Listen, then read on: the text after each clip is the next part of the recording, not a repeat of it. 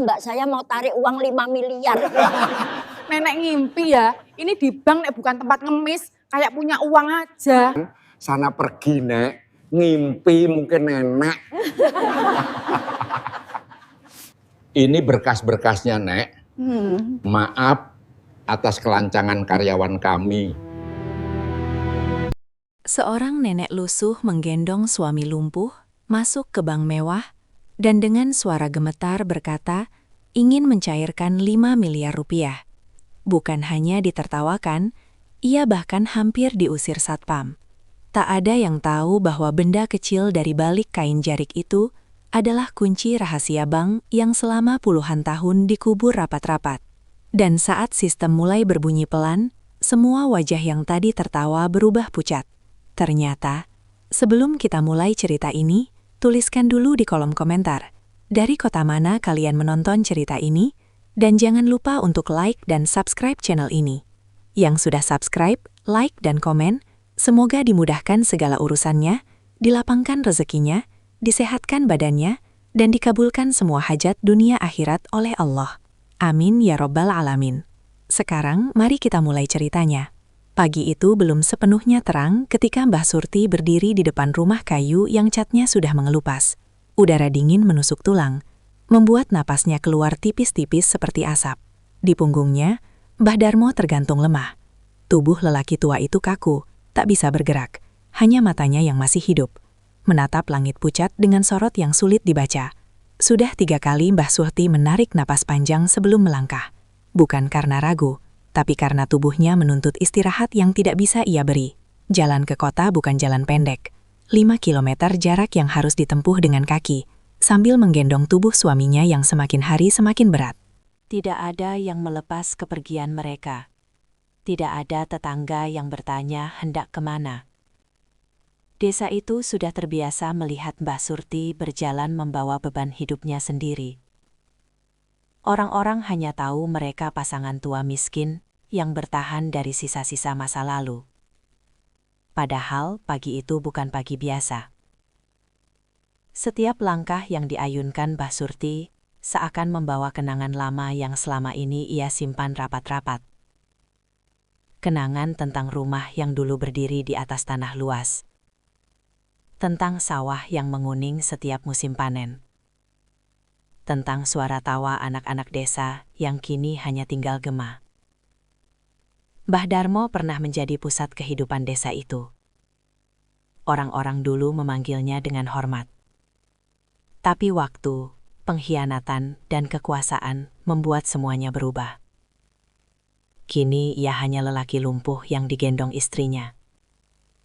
Tanpa suara, tanpa kuasa, tanpa hak membela diri. Beberapa kali kaki Mbah Surti tersandung batu kecil di jalanan. Lututnya bergemetar. Telapak kakinya terasa panas seperti terbakar. Tapi ia tidak berhenti. Ia tahu, jika berhenti, maka keberaniannya bisa runtuh bersama tubuhnya. Di balik kain jarik yang membungkus pinggangnya, ada sesuatu yang berat bukan karena bentuknya, melainkan karena sejarahnya. Benda kecil berwarna emas kusam itu menempel di kulitnya sejak subuh. Dingin, nyata. Mengingatkan bahwa hari ini bukan tentang meminta. Hari ini tentang mengambil kembali. Ketika matahari mulai naik, gedung-gedung tinggi di pusat kota terlihat dari kejauhan. Berkilau, asing. Dunia yang tidak pernah menerima mereka. Mbah Surti berhenti sejenak di tepi jalan, membetulkan posisi gendongan suaminya. Tangannya gemetar, tapi matanya tetap lurus menatap bangunan kaca terbesar di hadapannya. Bank itu berdiri megah, seperti benteng yang tak tersentuh, seperti simbol kekuasaan yang tak pernah peduli siapa yang diinjak untuk berdiri setinggi itu. Mbah Surti melangkah masuk. Pintu kaca terbuka perlahan. Udara dingin langsung menyambut mereka. Bukan udara segar, tapi dingin yang membuat orang merasa kecil. Di lantai marmer yang mengkilap, bayangan tubuh mereka terlihat jelas. Lusuh, kontras, tidak pantas menurut ukuran siapapun yang ada di dalam ruangan itu.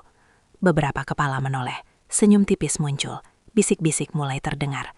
Tidak ada yang tahu bahwa sejak langkah pertama itu, tidak satu pun dari mereka akan pulang dengan perasaan yang sama, dan tidak satu pun ejekan yang akan berakhir tanpa harga. Begitu pintu kaca tertutup di belakang mereka, dunia seolah berubah. Suara langkah kaki Mbah Surti terdengar terlalu keras, di antara denting halus pendingin ruangan dan ketukan papan ketik para pegawai bank. Setiap langkahnya menggema di lantai marmer putih yang licin, membuat tubuhnya refleks menegang agar tidak tergelincir. Beberapa nasabah yang sedang duduk menunggu giliran menoleh. Ada yang mengarnyit, ada yang tersenyum tipis, senyum yang tidak benar-benar ramah. Pandangan mereka berhenti lebih lama dari seharusnya, pada pakaian Mbah Surti yang kusam, pada sandal jepit tipis yang berdebu, lalu pada tubuh Mbah Darmo yang menggantung lemah di punggung istrinya. Bisik-bisik mulai menyebar. Pelan, tidak terang-terangan, tapi cukup jelas untuk menusuk. Ke bank apa ke rumah sakit ini? Kasian sih, tapi kok ke sini? Pasti salah masuk. Mbah Surti mendengar semuanya. Telinganya sudah terlalu sering menangkap kata-kata serupa sepanjang hidupnya. Yang berbeda hari ini hanya satu. Ia tidak merasa kecil. Ia merasa tenang, seolah setiap ejekan hanyalah angin yang lewat. Ia melangkah menuju antrean teller. Di balik sekat kaca bening, para pegawai bank duduk rapi dengan setelan jas gelap. Rambut tersisir sempurna. Senyum profesional terpasang seperti topeng yang tidak pernah lepas. Seorang teller wanita melirik ke arah mereka. Alisnya terangkat sedikit. Tangannya berhenti mengetik. Ia saling pandang dengan rekan di sebelahnya, lalu tersenyum kecil. Senyum yang tidak sampai ke mata. Mbah Surti berdiri di ujung antrean. Punggungnya terasa semakin berat. Nafasnya mulai tersengal. Peluh dingin muncul di pelipisnya. Tapi ia tetap berdiri tegak, menahan gemetar di kakinya. Beberapa menit berlalu. Antrean bergerak lambat. Setiap kali satu nasabah selesai, teller memanggil dengan suara ramah. Namun ketika giliran Mbah Surti hampir tiba, suasana justru berubah canggung. Seorang pria muda dengan jas paling rapi keluar dari ruangan kaca di sisi kanan. Namanya Rio. Manajer bank itu dikenal cepat naik jabatan. Usianya belum genap 35, tapi sikapnya sudah seperti penguasa kecil. Rio melihat ke arah Mbah Surti. Senyumnya menghilang. Ia melangkah mendekat, matanya menyapu dari ujung rambut Mbah Surti sampai ke sandal jepitnya. Tatapannya berhenti sebentar di wajah Mbah Darmo yang pucat. Ada apa ini? Suara Rio datar, tapi nada herannya jelas. Teller wanita itu berdiri sedikit dari kursinya. Pak, mereka mau transaksi. Rio menghela napas pendek, seperti menahan kesal. Transaksi apa? Mbah Surti melangkah setengah langkah ke depan. Tangannya yang keriput merogoh tas kain lusuh yang ia bawa. Dari dalamnya ia mengeluarkan sebuah buku tabungan tua. Sampulnya coklat pudar, sudut-sudutnya robek. Beberapa bagian tampak berlubang kecil bekas rayap. Ia menyodorkannya dengan kedua tangan. "Duh," ucapnya pelan. Suaranya hampir tenggelam oleh suara pendingin ruangan. Mbah mau ambil uang. Rio melirik buku itu sekilas, tanpa menyentuh. "Berapa?" Mbah Surti menelan ludah. 5 miliar. Detik itu juga waktu seakan berhenti. Beberapa pegawai bank saling pandang. Seorang teller pria menutup mulutnya, berusaha menahan tawa. Nasabah di kursi tunggu mengangkat kepala bersamaan. Keheningan singkat menggantung di udara, sebelum akhirnya pecah. Tawa kecil muncul, lalu tawa yang lebih keras, lalu suara cekikikan yang tidak lagi disembunyikan. Rio tertawa paling keras. Ia menepuk meja kaca dengan ujung jarinya. "Mbah," katanya sambil menggeleng. "Ini bank, bukan tempat minta sumbangan." Teller wanita di belakang kaca ikut tersenyum, kali ini tanpa rasa bersalah. "Mbah mungkin salah dengar, 5 juta kali." Mbah Surti menggeleng pelan. 5 miliar. Suara itu tidak gemetar, tidak ragu. Tawa kembali meledak, lebih keras dari sebelumnya. "Pak Rio, ini lucu juga ya," salah satu staf berbisik cukup keras. "Kayak nonton drama." Rio menyilangkan tangan di dada. Ia mencondongkan badan sedikit ke arah Mbah Surti. "Mbah, saya saranin pulang saja. Kasian. Di sini bukan tempat main mimpi." Kalau butuh bantuan, kami bisa panggilkan panti sosial. Mbah Surti tidak membalas. Ia hanya berdiri, menahan berat di punggungnya. Rio menoleh ke arah satpam yang berdiri di dekat pintu. Mas, tolong bantu. Jangan sampai ganggu nasabah lain. Satpam itu ragu sejenak. Ia melangkah mendekat. Mbah, ayo keluar dulu ya. Saat itulah, mata Mbah Darmo bergerak. Sejak tadi ia diam, tak bersuara, tak bereaksi. Tapi kini sorot matanya mengeras. Ia menatap Rio lurus-lurus, tidak berkedip. Tatapan itu tidak marah, tidak memohon, hanya tenang. Dan justru karena ketenangan itulah, dada Rio terasa sesak tanpa alasan jelas. Rio mengalihkan pandangan, merasa tidak nyaman. Kenapa lihat saya begitu? Mbah Surti akhirnya berbicara lagi. Suaranya rendah, tapi jelas.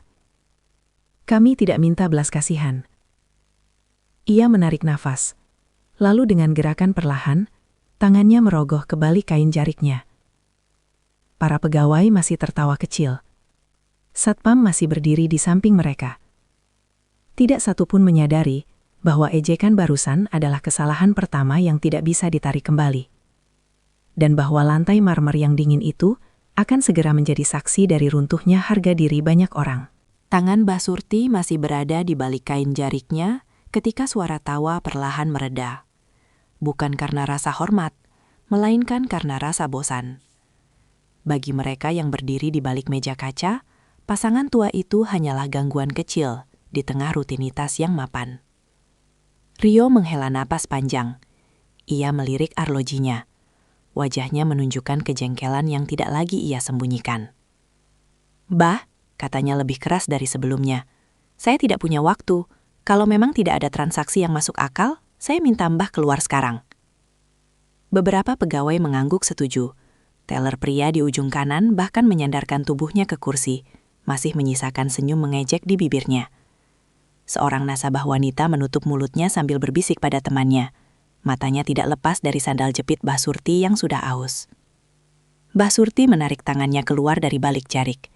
Di telapak tangannya, tergeletak sebuah benda kecil berwarna emas kusam. Bentuknya sederhana, tidak berkilau seperti perhiasan. Permukaannya penuh goresan halus, seolah telah melewati puluhan tahun berpindah tangan. Ia meletakkannya di atas meja kaca dengan hati-hati.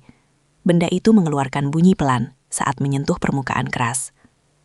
Bukan bunyi yang nyaring, tapi cukup untuk membuat beberapa pasang mata melirik tanpa sadar. Apa itu? Rio menyipitkan mata.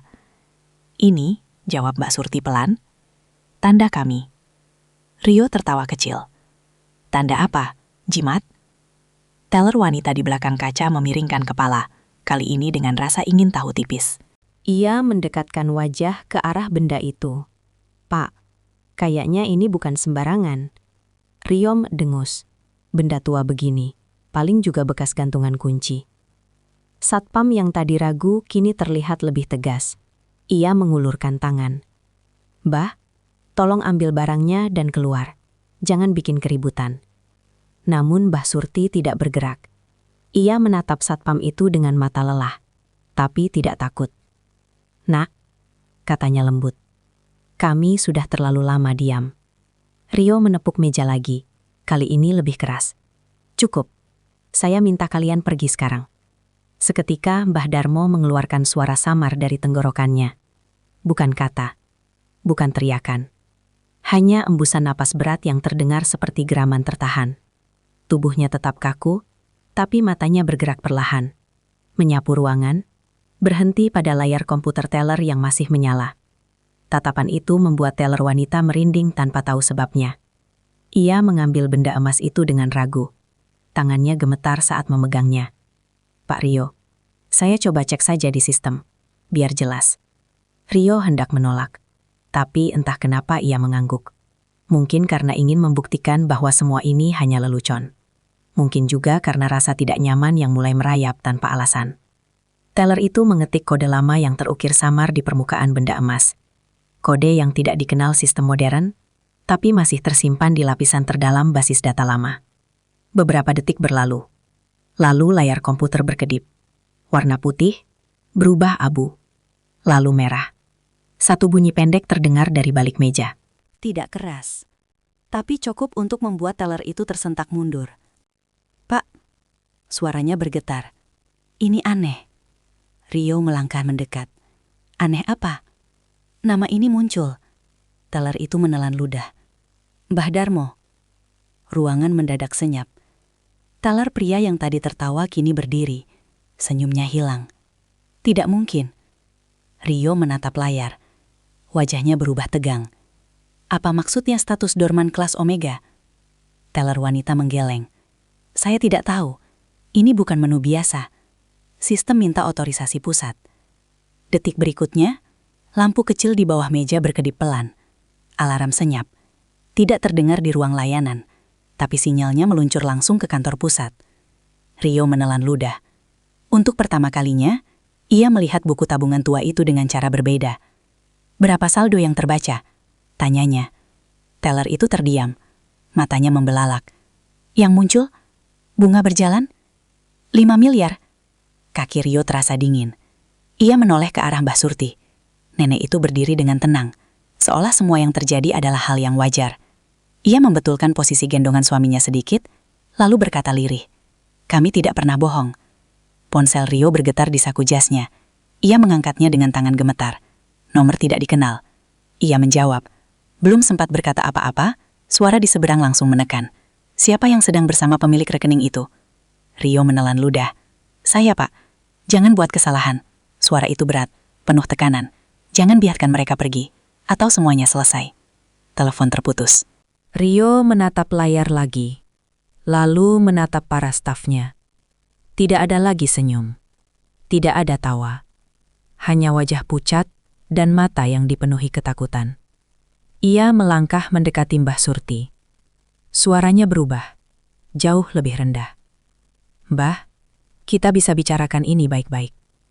Mbah Surti menatapnya lama, lalu berkata pelan, "Tadi kau menyuruh kami pulang." Rio terdiam. Di ruangan itu, harga diri mulai runtuh. Dan tawa yang tadi bergema, kini berubah menjadi beban yang tidak bisa disembunyikan siapapun. Rio masih berdiri di tempatnya. Ponsel menggantung di tangan kanan. Layar sudah gelap sejak panggilan itu terputus. Di sekelilingnya, suara pendingin ruangan kembali terdengar. Tapi kini terasa seperti dengung yang menekan kepala. Tidak ada yang berbicara. Tidak ada yang berani bergerak. Teller wanita itu menelan ludah berulang kali. Tangannya gemetar di atas keyboard. Layar di depannya masih menyala merah, memunculkan baris-baris kode yang tidak ia pahami sepenuhnya. Di bagian atas, nama Mbah Darmo tertera jelas, seolah mengejek semua yang baru saja terjadi. Rio menarik napas dalam. Ia menegakkan bahu, berusaha kembali menjadi manajer yang berkuasa. Namun suaranya, ketika akhirnya keluar, terdengar lebih pelan dari sebelumnya. "Mbah," katanya, mencoba tersenyum, meski sudut bibirnya kaku. "Mungkin ada kesalahpahaman. Silahkan duduk dulu, kita bicarakan baik-baik." Kata-kata itu menggantung canggung di udara. Tidak ada kursi yang ia tawarkan secara langsung. Tidak ada tangan yang membantu. Hanya kalimat kosong yang datang terlambat. Mbah Surti tidak menjawab. Ia tetap berdiri, menggendong Mbah Darmo tanpa mengeluh. Napasnya berat, tapi matanya jernih. Ia melirik ke kursi tunggu yang empuk, lalu kembali menatap Rio. "Kami sudah berdiri seumur hidup," katanya pelan. "Tidak apa-apa." Kalimat itu sederhana, tapi entah mengapa, dada Rio terasa semakin sesak. Salah satu staf laki-laki mendekat. Suaranya berbisik. "Pak, ini serius. Status rekeningnya tidak bisa disentuh sembarangan." Ini akun lama, sangat lama. "Berapa lama?" tanya Rio cepat. 40 tahun lebih. Rio memejamkan mata sejenak. 40 tahun. Ia bahkan belum lahir saat rekening itu dibuka. Ia kembali menatap Mbah Darmo. Lelaki tua itu masih diam, tubuhnya tidak bergerak, tapi sorot matanya tidak pernah lepas dari wajah Rio. Tatapan itu tidak menuntut, tidak memohon, hanya mengingatkan. Rio berdeham. Mbah Darmo, ucapnya, ragu. Apakah dulu pernah punya usaha besar? Tidak ada jawaban. Hanya napas berat yang keluar perlahan dari mulut lelaki lumpuh itu. Mbah Surti yang akhirnya menjawab. Suami saya tidak pernah kecil. Beberapa pegawai saling pandang. Teller wanita itu menekan beberapa tombol, mencoba membuka arsip lama yang terkunci. Layar berkedip. Folder demi folder muncul. Dipenuhi dokumen hasil pindah yang sudah menguning oleh waktu. Pak, katanya lirih. Ada catatan kepemilikan tanah. Banyak. Rio mendekat lagi. Tanah di mana? Desa. Nama desanya sama dengan alamat mereka. Ruangan terasa semakin sempit. Nama desa itu bukan nama asing. Rio pernah mendengarnya dalam rapat internal. Sebuah kawasan yang dulu disebut proyek emas, tapi kemudian ditutup dengan alasan restrukturisasi. Baca pelan-pelan. Perintah Rio. Teller itu membaca. Suaranya hampir berbisik. Pemilik awal. Mbah Darmo. Status hak milik. Dialihkan sementara untuk pengembangan. Catatan tambahan. Dana jaminan disimpan dalam rekening prioritas. Rio menutup mulutnya dengan tangan. Ia tahu apa arti kalimat itu. Dana jaminan. Bukan dana kecil. Dana yang seharusnya dikembalikan jika proyek gagal atau disalahgunakan. Dananya dipakai. Gumamnya. Staf lain mengangguk, wajahnya pucat. Untuk pembiayaan internal. Sudah lama. Berlapis-lapis. Rio menoleh ke arah Mbah Surti. Mbah, kenapa baru sekarang? Mbah Surti tersenyum tipis. Senyum yang tidak bahagia. Karena kami percaya. Ia menggeser tubuh sedikit. Membetulkan posisi suaminya. Kami percaya pada janji. Pada kata-kata orang berjas. Pada surat bertanda tangan. Suasana hening. Tidak ada yang berani membantah. Lalu, lanjut Mbah Surti, ketika suami saya sakit, ketika tanah kami diambil, ketika rumah kami rata dengan tanah, kami diam. Kami kira ini sudah takdir. Ia menarik napas panjang. Tapi, ada satu janji yang tidak pernah kami lepaskan. Ia menatap benda emas di atas meja. Janji bahwa uang itu tetap milik kami. Rio menelan ludah. Mbah ingin mencairkan semuanya. Tidak. Jawab Mbah Surti cepat. Hari ini, kami hanya ambil 5 miliar. Staf-staf saling pandang. 5 miliar saja sudah membuat sistem mereka panik. Tunai, tambah Mbah Surti. Kata itu jatuh seperti palu. Rio menggeleng cepat. Itu tidak mungkin. Dana sebesar itu tidak tersedia di cabang. Mbah Surti mengangguk. Seolah sudah tahu. Kalau begitu, kami tunggu. Menunggu berapa lama? Suara Rio mulai goyah. Hari ini, keringat dingin mengalir di punggung Rio. Ia tahu, jika permintaan itu tidak dipenuhi, Mbah Surti bisa menutup rekening itu. Dan jika itu terjadi, semua aliran dana yang selama ini disembunyikan akan terbuka. Bukan hanya cabang ini, seluruh bank. Ponselnya kembali bergetar. Nomor yang sama. Ia mengangkatnya dengan tangan gemetar. Pak. Suara di seberang lebih dingin dari sebelumnya. Apakah mereka sudah duduk? Rio melirik Mbah Surti. Belum. Ajak mereka duduk. Jangan buat mereka merasa dihina lagi. Kata-kata itu menancap dalam. Terlambat. Terlalu terlambat. Rio menutup telepon. Ia berjalan mendekat, lalu dengan ragu menundukkan kepala sedikit. Mbah, maafkan kami. Untuk pertama kalinya sejak masuk ke bank itu, satu kata yang seharusnya diucapkan sejak awal akhirnya keluar. Namun Mbah Surti tidak tersenyum, karena ia tahu permintaan maaf tidak pernah bisa mengembalikan waktu. Kursi empuk akhirnya didorong mendekat. Tapi Mbah Surti tetap berdiri. Bukan karena sombong, melainkan karena tubuhnya sudah terlalu lama terbiasa menyangga beban. Duduk justru terasa seperti menyerah. Dan hari itu bukan hari untuk menyerah. Rio berdiri beberapa langkah di depannya. Kemeja di balik jasnya mulai lembab oleh keringat. Ia memberi isyarat pada salah satu staf untuk menutupi pintu utama bank. Perlahan, rolling door diturunkan setengah, menyisakan celah kecil. Beberapa nasabah memprotes, tapi tidak ada yang berani berteriak.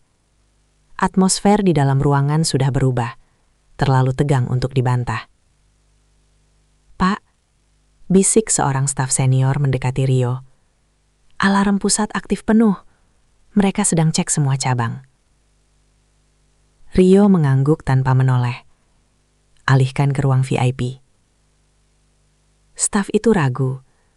Tapi rekening ini statusnya tidak mengizinkan pemindahan tanpa persetujuan pemilik. Rio menarik napas panjang. Pemiliknya ada di sini. Ia menoleh ke Mbah Surti. "Mbah, kami mohon ikut kami ke ruangan yang lebih nyaman."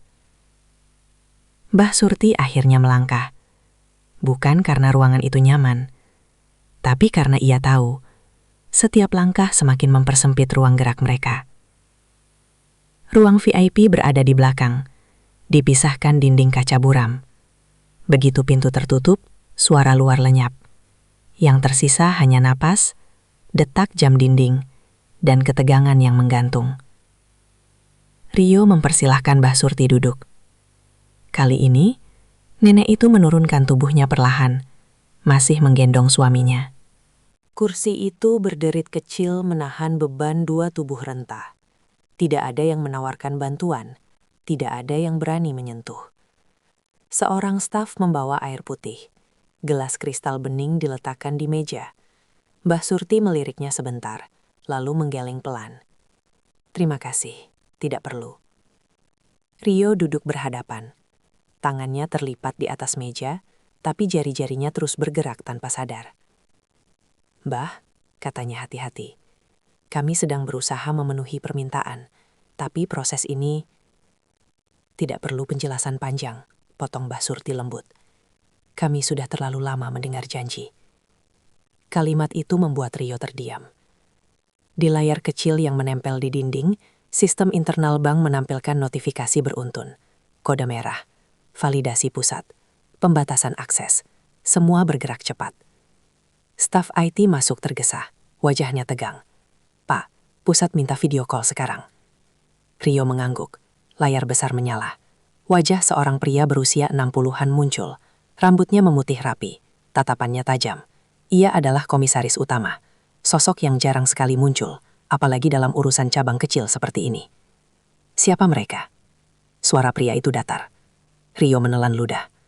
"Pemilik rekening lama, Pak." Mata komisaris menyempit. "Nama?" "Mbah Darmo." Hening. Pria di layar menutup mata sejenak. Tarikan nafasnya terdengar jelas. "Sudah berapa lama?" "Baru hari ini, Pak." "Dan kau membiarkan mereka berdiri di ruang publik?" Rio menunduk. "Kami tidak tahu." Komisaris membuka mata. Tatapannya tajam menembus layar. Tidak tahu bukan alasan. Ia mengalihkan pandangan ke arah Mbah Surti. "Ibu," katanya dengan nada lebih rendah, "kami mohon maaf atas perlakuan yang tidak pantas." Mbah Surti menatap layar tanpa emosi. "Kami tidak butuh kata-kata itu." Komisaris terdiam sejenak, lalu berkata pelan, "Permintaan 5 miliar tunai dalam 1 hari sangat sulit." "Sulit?" ulang Mbah Surti. "Bukan tidak bisa." Kalimat itu sederhana, tapi membuat wajah komisaris mengeras. "Dana sebesar itu," lanjut Mbah Surti, "selama ini mengalir tanpa kami tahu. Hari ini kami hanya mengambil sedikit." Komisaris menoleh ke arah seseorang di luar layar. Suara bisik-bisik terdengar samar. Lalu ia kembali menatap Mbah Surti. "Ibu tahu," katanya hati-hati, "jika rekening ini ditutup, dampaknya akan luas." Mbah Surti mengangguk. "Kami tahu. Banyak pihak akan jatuh. Kami juga jatuh," jawab Mbah Surti tanpa nada tinggi. Hening kembali mengisi ruangan. Komisaris menghela napas panjang. "Baik, kami akan upayakan dana tunai, tapi perlu waktu." "Berapa lama?" tanya Mbah Surti. "Beberapa hari." Mbah Surti menggeleng pelan. "Hari ini." Rio merasa lututnya lemas. Ia tahu ini bukan sekedar permintaan. Ini ultimatum. "Mbah," kata Rio lirih, "kalau kami tidak bisa hari ini, Mbak Surti menatapnya. Maka kami akan menutup rekening itu. Kalimat itu jatuh seperti vonis. Staf IT terperanjat. Bu, itu akan memicu audit otomatis. Biarlah, jawab Mbak Surti. Kebenaran memang tidak pernah nyaman. Komisaris menatap layar lama. Wajahnya tegang, rahangnya mengeras. Ia tahu, sistem lama yang menyimpan rekening itu terhubung ke banyak transaksi abu-abu. Sekali dibuka, semuanya akan terpapar. Ada satu hal lagi, kata Mbah Surti pelan, hampir berbisik. Uang itu akan kami pakai untuk membeli kembali tanah desa kami. Komisaris terdiam. Tanah itu sekarang milik perusahaan properti yang didanai oleh bank ini, sambung Mbah Surti. Rio memejamkan mata. Kini semuanya jelas. Komisaris akhirnya berkata, suaranya berat. Jika kami penuhi permintaan hari ini, Ibu tidak akan menutup rekening. Mbah Surti menatapnya lurus. Kami menepati janji. Keheningan panjang menyusul. Detik jam berdetak terdengar jelas. Baik, ucap komisaris akhirnya. Kami akan kirim dana dari pusat. Siapkan pengamanan. Jangan ada yang bocor. Layar padam. Rio terduduk lemas. Ia tahu, sejak alarm itu berbunyi, tidak ada jalan kembali. Bank itu sedang berdiri di tepi jurang, ditahan oleh keputusan seorang nenek yang tidak pernah meminta apapun selain haknya sendiri. Dan di luar ruang VIP, dunia masih belum tahu bahwa sebuah rahasia besar sedang bersiap runtuh perlahan. Waktu berjalan lambat di ruang VIP itu. Detik jam dinding terdengar lebih keras dari biasanya, seolah menghitung kesalahan yang sudah terlalu lama ditimbun. Rio duduk membungkuk. Siku bertumpu di lutut, tangannya menutupi wajah. Tidak ada lagi sisa arogansi di sana. Yang tersisa hanya rasa takut dan penyesalan yang datang bersamaan. Mbah Surti duduk tenang. Napasnya masih berat, tapi wajahnya damai. Seolah ia telah melewati badai terpuruk jauh sebelum hari ini. Di pangkuannya, tubuh Mbah Darmo tetap kaku. Namun matanya terus bergerak perlahan. Mengamati setiap perubahan wajah orang-orang di sekitarnya. Seorang staf senior masuk membawa map tebal berwarna coklat tua. Kertas-kertas di dalamnya terlihat rapuh. Beberapa sudutnya menguning. Ia meletakkannya di atas meja dengan hati-hati. Seakan benda itu bisa pecah jika diperlakukan kasar. Ini arsip lama, katanya lirih. Kami menemukannya di gudang dokumen bawah. Tidak pernah disentuh lagi. Rio menatap map itu. Buka. Staf itu ragu sejenak. Lalu membuka map. Dokumen pertama adalah salinan akta tanah. Nama Mbah Darmo tertera jelas sebagai pemilik sah. Luas tanahnya jauh lebih besar dari yang selama ini diketahui publik. Tanah ini, kata staf itu, dulunya direncanakan sebagai kawasan pengembangan terpadu. Tapi proyeknya bermasalah. Rio mengangguk pelan. Dan bank masuk. Sebagai penjamin dana. Lanjut staf itu. Dengan syarat tertentu. Mbah Surti menyimak tanpa menyela. Ia sudah tahu semua ini, tapi mendengarnya diucapkan di ruangan mewah itu memberi rasa yang berbeda. Seperti luka lama yang akhirnya dibuka di tempat terang. Janji mereka, kata Mbah Surti pelan. Tanah itu hanya dipinjam, akan dikembalikan. Tidak ada yang menyanggah. Dokumen berikutnya adalah laporan transaksi. Angka-angka besar tertera rapi. Dana jaminan mengalir ke berbagai rekening internal. Diputar, dipindahkan, disamarkan. Bertahun-tahun lamanya. Uang itu, kata Rio dengan suara serak, menjadi fondasi banyak proyek dan banyak kebohongan. Tambah Mbah Surti, seorang staf wanita yang sejak tadi berdiri di sudut ruangan menunduk. Kami tidak tahu asalnya, Bu. Kami hanya menjalankan sistem. Mbah Surti menatapnya lembut. Sistem dibuat oleh manusia. Kalimat itu sederhana, tapi membuat beberapa orang menunduk lebih dalam. Rio menatap Mbah Darmo. Mbah, katanya lirik, kenapa tidak pernah menuntut? Mbah Surti menjawab menggantikan, karena suami saya percaya, dan karena kami tidak punya tenaga melawan. Ia berhenti sejenak, mengusap punggung suaminya perlahan. Waktu tanah itu diambil, anak kami masih kecil. Kami memilih bertahan, bukan berperang. Ruangan kembali hening. Lalu sakit datang. Lanjut Mbah Surti. Stroke pertama, kedua, sampai akhirnya ia tidak bisa bicara. Matanya berkaca-kaca, tapi suaranya tetap tenang. Kami kira semuanya sudah selesai, tapi Allah menyimpan satu jalan. Ia melirik benda emas di atas meja. Benda itu satu-satunya yang kami simpan. Bukan untuk balas dendam, tapi untuk hari ketika kami tidak bisa lagi berjalan. Rio merasakan tenggorokannya tercekat. Ia baru menyadari bahwa selama ini bank tidak hanya mengambil tanah dan uang. Mereka mengambil masa depan. Staf IT masuk kembali. Pak, pengiriman dana sedang diproses, tapi pusat minta satu hal. Rio mengangkat kepala. Apa? Mereka minta konfirmasi tertulis bahwa setelah pencairan tidak ada tuntutan lanjutan. Mbah Surti tersenyum tipis. Kami tidak serakah. Ia menatap Rio. Kami hanya ingin hak kami kembali, tanah kami, dan hidup kami yang tersisa. Rio mengangguk cepat. Kami akan bantu pembelian kembali tanah itu. Bukan membantu, koreksi Mbah Surti. Mengembalikan. Kata itu membuat Rio terdiam. Ia mengangguk lagi. Kali ini lebih pelan. Di luar ruang VIP, suasana bank berubah drastis. Tidak ada lagi tawa. Tidak ada lagi senyum palsu. Para pegawai bergerak cepat dengan wajah tegang. Beberapa dari mereka mulai menyadari bahwa karir yang dibangun dengan rapi bisa runtuh dalam satu hari. Kabar mulai menyebar di internal. Rekening lama, pemilik sah, dana triliunan. Tidak ada yang berani bicara keras, tapi ketakutan menyelinap dari satu meja ke meja lain. Di ruang VIP, Mbah Darmo tiba-tiba menarik napas lebih dalam dari biasanya. Suara itu membuat semua orang menoleh. Matanya bergerak, menatap map di meja, lalu menatap Rio. Bibirnya bergetar sedikit. Tidak membentuk kata, tapi cukup untuk membuat Mbah Surti mencondongkan tubuh. Iya, bisiknya lembut. Sebentar lagi. Rio berdiri. Ia membungkuk sedikit. Kali ini tanpa paksaan.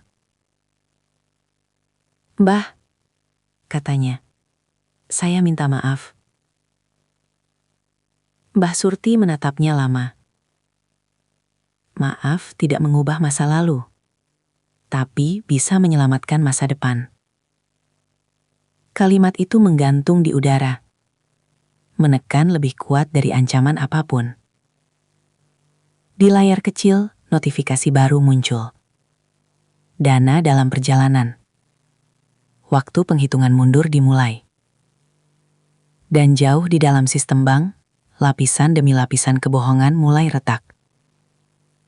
Bukan karena teriakan, bukan karena kemarahan, tapi karena keteguhan dua orang tua yang terlalu lama diremehkan. Waktu seakan mengental di ruang VIP. Setiap detik berjalan berat, seolah membawa beban dari puluhan tahun yang tidak pernah diselesaikan. Di layar sistem, bar pengiriman dana masih bergerak perlahan, belum mencapai titik akhir. Tidak ada yang berani mengalihkan pandangan terlalu lama. Semua menunggu. Semua cemas. Rio berdiri di dekat pintu. Sesekali melirik ke arah Mbah Surti dan Mbah Darmo. Ia tidak lagi melihat mereka sebagai pengganggu. Tidak juga sebagai ancaman. Melainkan sebagai cermin dari sesuatu yang selama ini ia hindari. Sebuah kenyataan bahwa kekuasaan tanpa empati hanya akan berakhir pada kehancuran. Pintu ruang VIP terbuka pelan. Seorang teller pria masuk dengan wajah pucat. Dialah orang yang tadi paling keras tertawa. Pak, suaranya gemetar. Beberapa nasabah mulai bertanya. Ada yang merekam. Rio mengangguk cepat. Alihkan mereka. Jangan biarkan ada keributan. Teller itu mengangguk.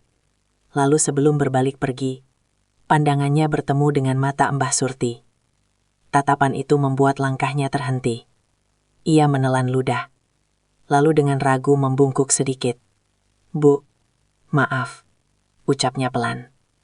Itu bukan permintaan maaf yang lantang, tapi cukup untuk membuat ruangan hening sejenak. Mbah Surti menatapnya. Tidak ada kemarahan di sana. tidak juga kepuasan. Hanya kelelahan yang dalam. "Nak," katanya lembut. Kata-kata mudah diucapkan. Tapi ingatlah, rasanya saat menertawakan orang yang tidak berdaya. Teller itu menunduk lebih dalam. Bahunya bergetar. Ia keluar tanpa berkata apapun lagi. Beberapa menit kemudian, pintu kembali terbuka. Kali ini satpam masuk. Wajahnya tegang. Tangannya yang besar mengepal, lalu perlahan terbuka. Ia berdiri kaku di depan Mbah Surti. "Saya tadi disuruh mengusir," katanya lirih. Mbah Surti mengangguk. "Kau hanya bekerja." Satpam itu menggeleng. Tapi saya memilih tertawa. Kalimat itu membuat ruangan kembali sunyi. Tanpa diminta, lelaki besar itu menekuk lututnya. Lututnya menyentuh lantai karpet mahal ruang VIP dengan bunyi pelan. Rio terkejut. "Mas," satpam itu mengangkat tangan, menghentikannya. "Biarkan." Ia menunduk dalam. "Maafkan saya." Mbah Surti terdiam lama. Tangannya mengusap punggung suaminya perlahan. "Bangunlah," katanya akhirnya. Harga diri tidak ditemukan di lantai. Satpam itu berdiri, matanya merah. Ia membungkuk sekali lagi sebelum keluar. Satu persatu, orang-orang yang tadi tertawa datang. Tidak bersamaan, tidak dramatis. Tapi masing-masing membawa beban yang sama, penyesalan. Seorang teller wanita yang sejak awal tersenyum sinis, kini berdiri dengan tangan gemetar. "Saya tidak percaya waktu ibu menyebut 5 miliar, katanya lirih. "Saya pikir itu lelucon. Karena kau terbiasa melihat angka tanpa melihat manusia," jawab Mbah Surti tenang. Teller itu menunduk, air matanya jatuh ke lantai. Rio menyaksikan semua itu dengan dada sesak. Ia sadar, permintaan maaf yang datang sekarang tidak akan pernah menghapus luka. Tapi setidaknya, ada sesuatu yang berubah, bukan di sistem. Tapi di hati. Ponsel Rio bergetar lagi. Kali ini pesan tertulis dari pusat. Dana siap. Pengiriman fisik dimulai. Rio menghela napas panjang. Ia melangkah mendekati Mbah Surti. "Bu, uangnya sedang dalam perjalanan. Brankas pusat akan mengirim langsung." Mbah Surti mengangguk. "Baik." Namun, lanjut Rio ragu, jumlah pengamanan akan besar. Proses ini akan menarik perhatian. "Biarlah," jawab Mbah Surti. Kebenaran tidak perlu bersembunyi. Di luar, suara sirene terdengar samar. Mobil pengamanan khusus mendekat. Pegawai bank bergerak cepat. Pintu belakang dibuka. Prosedur darurat dijalankan. Mbah Darmu tiba-tiba menggerakkan bibirnya lagi. Suara serak keluar, hampir tak terdengar. Mbah Surti mendekatkan telinganya. "Sudah, cukup." Air mata Mbah Surti akhirnya jatuh. Ia mengangguk pelan. "Iya, sebentar lagi." Rio melihat itu dengan mata berkaca-kaca.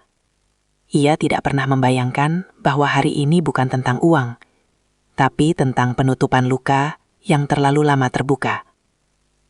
Ketika kotak-kotak logam berisi uang tunai mulai masuk ke ruang VIP, tidak ada sorak, tidak ada lega, hanya keheningan yang berat. Rio berdiri tegak. Jumlah sesuai permintaan, 5 miliar. Mbah Surti tidak langsung menyentuhnya. Ia menatap setiap kotak, lalu menatap orang-orang di ruangan itu. "Uang ini bukan kemenangan," katanya pelan. "Ini pengembalian." Ia mengalihkan pandangan ke Rio. "Dan ingatlah, yang membuat bank hampir runtuh hari ini bukan kami, tapi kesombongan." Rio menunduk. Untuk pertama kalinya dalam hidupnya, ia merasa kecil. Bukan karena kehilangan jabatan, tapi karena hampir kehilangan nurani. Di luar ruang VIP, dunia masih berjalan seperti biasa. Orang-orang berlalu lalang, tidak tahu bahwa di balik dinding kaca itu, banyak lutut telah menyentuh lantai, dan banyak hati telah dipaksa melihat diri mereka sendiri tanpa topeng. Dan semua itu terjadi bukan karena ancaman, melainkan karena keteguhan seorang nenek yang menolak diinjak lagi. Kotak-kotak logam itu tersusun rapi di sudut ruang VIP. Permukaannya dingin, mengilap, dan berat. 5 miliar rupiah dalam bentuk fisik. Jumlah yang selama ini hanya hadir sebagai angka di layar, kini berubah menjadi benda nyata yang bisa disentuh, dicium baunya, dan dirasakan bobotnya. Namun kehadiran uang itu justru membuat suasana semakin mencekam. Rio berdiri kaku, matanya tidak lepas dari layar sistem yang masih menampilkan status peringatan. Dana telah keluar, saldo bergerak, tapi tekanan belum berakhir. Justru inilah titik paling berbahaya. Staf IT kembali masuk, kali ini dengan wajah yang lebih pucat dari sebelumnya.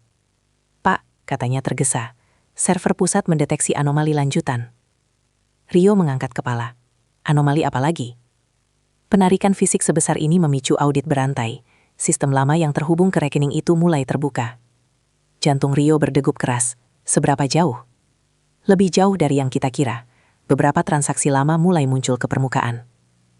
Kata-kata itu seperti palu yang menghantam pelipisnya. Komisaris utama kembali muncul di layar. Wajahnya tegang, kali ini tanpa usaha menyembunyikannya. "Saya sudah bilang ini beresiko," katanya tajam. "Kenapa harus tunai?" Mbah Surti mengangkat wajahnya. "Karena kami ingin melihatnya." Komisaris terdiam. "Melihat apa?" "Melihat bahwa hak kami benar-benar kembali," jawab Mbah Surti tenang. "Bukan hanya berpindah angka." Keheningan menyelimuti ruangan. Bu, lanjut komisaris dengan suara ditekan. Jika audit ini berlanjut, bukan hanya bank yang terdampak, banyak pihak lain. Dan selama ini, balas Mbah Surti, banyak pihak kecil yang sudah terdampak. Kata-kata itu membuat beberapa staf menunduk. Mereka tahu, di balik istilah restrukturisasi dan optimalisasi aset, ada kehidupan yang hancur pelan-pelan. Rio mengusap wajahnya.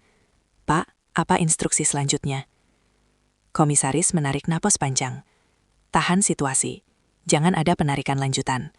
Setelah ini, minta mereka menandatangani penutupan sementara akses." Rio menoleh ke Mbah Surti. "Bu, pusat meminta..." "Tidak." Potong Mbah Surti lembut tapi tegas. "Kami tidak menutup apapun. Kami hanya mengambil."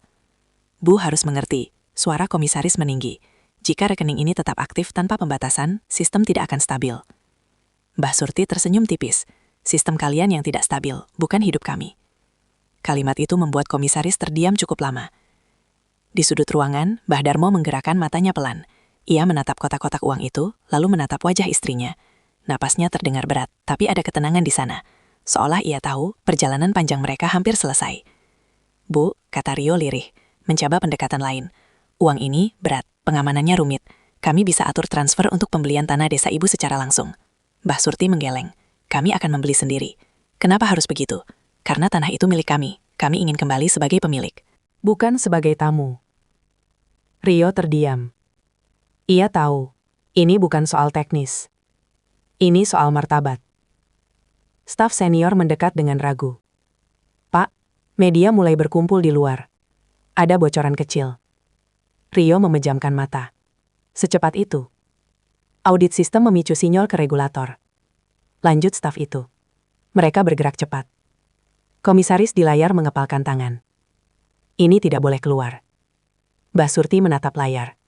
Kebenaran selalu keluar. Ruangan kembali sunyi. Tidak ada lagi ruang tawar-menawar. Bank itu berdiri di ambang kehancuran reputasi. Satu langkah salah, dan semuanya akan jatuh. Komisaris akhirnya berkata dengan suara berat. "Bu, setelah dana ini diterima, apa yang Ibu inginkan?" Mbah Surti menatapnya lurus. "Kami ingin pulang." Kalimat itu sederhana. Tapi justru itulah yang membuat semua orang terdiam. Tidak ada tuntutan balas dendam. Tidak ada ancaman lanjutan. Hanya keinginan pulang. Dan satu hal lagi. Tambah Mbah Surti. "Kami ingin semua dokumen tanah desa itu dikembalikan hari ini." Rio terperanjat. "Hari ini juga." "Seperti permintaan uang tadi." Jawab Mbah Surti. "Hari ini." Komisaris menutup mata. "Itu akan membuka semua catatan lama." "Biarlah," kata Mbah Surti. "Kami tidak takut pada kebenaran." Beberapa menit berlalu tanpa suara. Detik jam berdetak seperti hitungan mundur. Lalu komisaris membuka mata. "Baik," katanya akhirnya. "Dokumen akan dikirim. Bank akan membeli kembali tanah itu atas nama Ibu." "Bukan membeli," koreksi Mbah Surti. "Mengembalikan." Komisaris mengangguk lemah. Mengembalikan. Rio merasakan sesuatu runtuh di dalam dirinya. Bukan sistem, bukan bank, tapi keyakinannya tentang siapa yang berkuasa dan siapa yang lemah. Di luar, suara kamera mulai terdengar. Kilatan lampu menyusup lewat celah tirai. Dunia mulai mengetuk pintu. Mbah Surti berdiri perlahan, menggendong suaminya dengan sisa tenaga.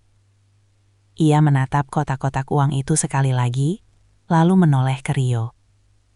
"Kami akan menunggu di sini," katanya, "sampai semuanya selesai." Rio mengangguk. "Kami akan pastikan." Saat itu, ia sadar. Permintaan yang tadi dianggap mustahil, kini bukan lagi tentang bisa atau tidak, melainkan tentang berani atau tidak. Dan bank itu sedang belajar, dengan cara paling menyakitkan, bahwa keberanian tidak selalu datang dari mereka yang berseragam rapi. Ruang VIP itu tak lagi terasa seperti ruangan tertutup. Dinding kaca buram seolah menipis, membiarkan suara dunia luar menyusup masuk. Di kejauhan, sirene berhenti satu persatu. Suara langkah cepat, pintu dibuka dan ditutup berulang. Bank itu tidak lagi tenang. Rio berdiri di dekat jendela kecil yang menghadap halaman belakang. Dari celah tirai, ia melihat kendaraan hitam berhenti. Beberapa pria berjas turun, membawa map dan lencana. Regulator, auditor. Mereka datang lebih cepat dari yang diperkirakan. Staf senior masuk dengan napas tersengal. "Pak, mereka sudah di depan." Rio memejamkan mata. "Berapa lama lagi dokumen tanah?" "Sedang dipindai dari arsip pusat.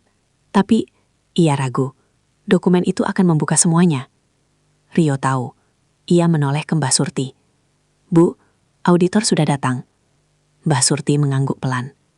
"Bagus." Jawaban itu membuat Rio tertegun. "Bu tidak takut?" tanyanya lirih. "Takut itu milik orang yang punya sesuatu untuk disembunyikan," jawab Mbah Surti tenang. "Kami tidak." Komisaris kembali muncul di layar. Kali ini wajahnya pucat. "Ini sudah di luar kendali. Media di depan, regulator di dalam. Ini memang harus terjadi," jawab Mbah Surti. Komisaris menghela napas berat. "Bu, kalau semua ini terbuka, banyak orang akan kehilangan jabatan, mungkin kebebasan.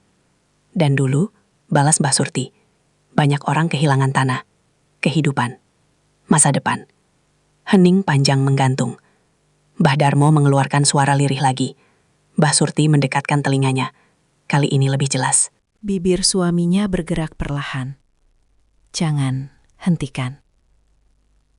Air mata Mbah Surti jatuh, tapi ia mengangguk. "Tidak, kita lanjut."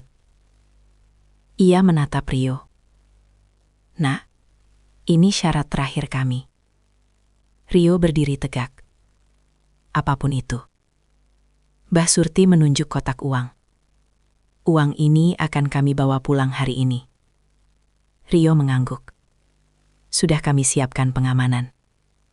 "Dan," lanjut Mbah Surti, "dokumen tanah desa kami harus diumumkan ke publik.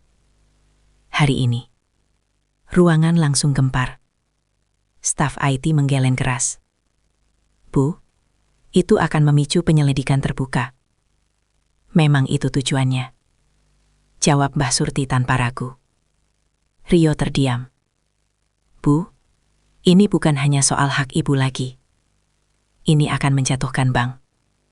"Bank ini," kata Mbah Surti perlahan, "sudah lama jatuh. Kalian hanya menutupi retaknya."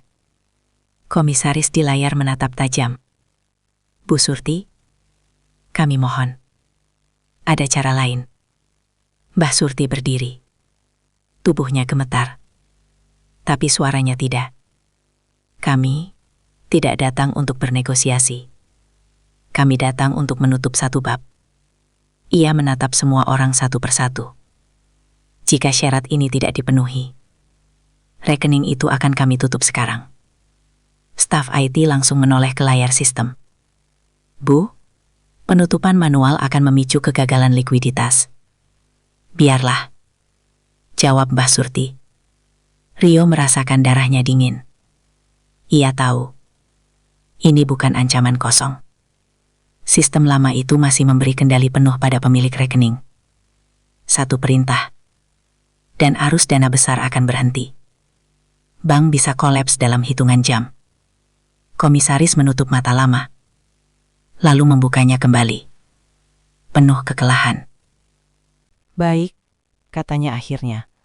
Kami akan umumkan. Kalimat itu jatuh seperti batu besar ke dalam air tenang. Pak, kata staf senior panik, ini bunuh diri institusi. Komisaris menoleh. Lebih baik mati dengan kebenaran daripada hidup dengan kebohongan. Rio menatap layar, lalu menatap Mbak Surti. Bu, setelah ini tidak ada jalan kembali. Mbak Surti tersenyum tipis. Kami sudah berjalan terlalu jauh untuk mundur. Beberapa menit kemudian, layar besar di ruang VIP menampilkan siaran internal. Pernyataan resmi dibacakan tentang kesalahan pengelolaan aset, tentang tanah desa yang dirampas, tentang tanggung jawab bank. Di luar, suara riuh membesar. Media menangkap kabar itu seperti api menyambar bensin. Rio merosot ke kursi. Ia tahu, karirnya mungkin selesai. Tapi anehnya, ia merasa lega. Beban yang selama ini tak ia sadari kini terangkat. Mbak Surti duduk kembali. Ia mengusap punggung suaminya. Sebentar lagi. Dokumen tanah masuk melalui sistem. Cap resmi. Tanda tangan digital. Nama Mbah Darmo kembali tercatat sebagai pemilik sah. Staf IT menatap layar dengan mata berkaca-kaca. Selesai. Mbah Surti menarik napas panjang. Untuk pertama kalinya hari itu, bahunya sedikit mengendur. Di luar, dunia sedang gaduh. Di dalam, keheningan menyelimuti ruang VIP. Dan semua orang di sana tahu bahwa yang baru saja mereka saksikan bukan sekedar runtuhnya sebuah rahasia, melainkan lahirnya kembali sebuah keadilan yang terlalu lama ditunda. Sore mulai turun ketika pintu belakang bank terbuka sepenuhnya. Cahaya matahari yang keemasan menyelinap masuk, memantul di lantai marmer yang sejak pagi menjadi saksi banyak hal yang tidak pernah tertulis di laporan tahunan. Udara di dalam ruangan terasa berbeda, lebih ringan, atau mungkin hanya terasa kosong setelah semua ketegangan dilepaskan. Kotak-kotak logam berisi uang itu kini tertutup rapi. Pengamanan berdiri di sisi kanan kiri, tapi tidak ada lagi ekspresi waspada berlebihan. Mereka tidak lagi menjaga uang. Mereka menjaga proses terakhir. Rio berdiri di samping Mbah Surti. Tidak terlalu dekat, tidak terlalu jauh. Ia menjaga jarak dengan hormat. Sesuatu yang tidak pernah terpikir olehnya pagi tadi. Matanya mengikuti setiap gerakan nenek itu saat ia berdiri perlahan, mengatur kembali gendongan suaminya. Bu, katanya lirih. Hampir seperti takut suaranya merusak suasana. Kami sudah siapkan kendaraan. Mbah Surti mengangguk. Terima kasih. Kata itu keluar tanpa beban. Bukan karena semua telah dilupakan, tapi karena tidak semua harus dibawa pulang. Di luar, kamera-kamera masih menyala. Wartawan berdiri berkelompok. Berbisik. Menunggu. Namun tidak ada satupun yang berteriak. Tidak ada dorongan. Seolah semua tahu, ini bukan momen untuk sensasi. Pintu terbuka. Angin sore menyentuh wajah Mbah Surti. Ia menghirupnya dalam-dalam. Bau aspal, debu kota, dan kebebasan bercampur menjadi satu. Saat ia melangkah keluar, kilatan kamera menyambut. Beberapa suara memanggil. Namun Mbah Surti tidak berhenti. Ia berjalan perlahan, mantap, menggendong Mbah Darmo seperti yang ia lakukan sejak pagi. Seperti yang telah ia lakukan bertahun-tahun. Rio berdiri di ambang pintu, menatap punggung mereka menjauh. Ada sesuatu yang tertinggal di dadanya, bukan penyesalan, lebih seperti kesadaran yang datang terlambat. Komisaris utama berdiri di layar kecil yang masih menyala di ruang VIP, wajahnya letih. Biarkan mereka pergi dengan tenang, katanya kepada staf yang tersisa. Tidak ada yang membantah. Di dalam bank, audit berjalan, regulator masuk dan keluar, dokumen dipindai, sistem dibuka, tidak ada lagi yang ditutup rapat-rapat. Semua yang tersembunyi kini berada di permukaan, menunggu konsekuensinya masing-masing. Rio duduk sendirian di kursi yang tadi didudukinya dengan rasa takut. Kini ketakutan itu berubah bentuk, menjadi penerimaan. Ia teringat tatapan Mbah Darmo, tatapan yang tidak pernah marah, tapi juga tidak pernah lupa. Sementara itu, di dalam kendaraan sederhana yang membawa mereka pulang, Mbah Surti menyandarkan kepalanya sebentar. Nafasnya teratur, tubuhnya lelah, tapi hatinya tidak. Ia menatap wajah suaminya dari samping. Mata Mbah Darmo terbuka, menatap langit yang mulai berubah warna. Ada cahaya lembut di sana, bukan kegembiraan berlebihan, lebih seperti rasa selesai. "Kita pulang," bisik Mbah Surti. Bibir Mbah Darmo bergerak pelan, hampir tak terdengar, tapi Mbah Surti tahu, ia tersenyum tipis. Di desa, kabar itu sampai lebih cepat dari kendaraan mereka. Orang-orang berkumpul di pinggir jalan tanah. Ada yang terkejut, ada yang menangis, ada yang tidak percaya. Ketika kendaraan berhenti, tidak ada sorak-sorai, hanya langkah kaki yang mendekat perlahan. Tangan-tangan yang membantu, mata-mata yang berkaca-kaca. Tanah yang dulu diambil, kini kembali. Bukan sebagai simbol kemenangan, tapi sebagai pengakuan. Mbah Surti turun perlahan. Ia berdiri sejenak, menjejakkan kaki di tanah yang pernah menjadi rumah. Ia berlutut sebentar, menyentuh tanah itu dengan ujung jarinya, lalu berdiri kembali. Tidak ada pidato, tidak ada tuntutan, hanya keheningan yang penuh arti. Di kejauhan, matahari tenggelam sepenuhnya. Hari itu berakhir. Bersama dengannya, sebuah bab panjang yang terlalu lama terbuka, akhirnya tertutup. Di kota, bank itu masih berdiri. Gedungnya masih tinggi, namanya masih terpampang besar. Tapi sesuatu telah berubah selamanya. Bukan pada bangunannya, melainkan pada cerita yang kini melekat padanya. Dan di desa kecil itu, dua orang tua berjalan pulang. Tidak sebagai korban, tidak sebagai pahlawan, tapi sebagai manusia yang martabatnya akhirnya kembali utuh. Langkah mereka pelan, tapi tidak pernah lagi terasa berat.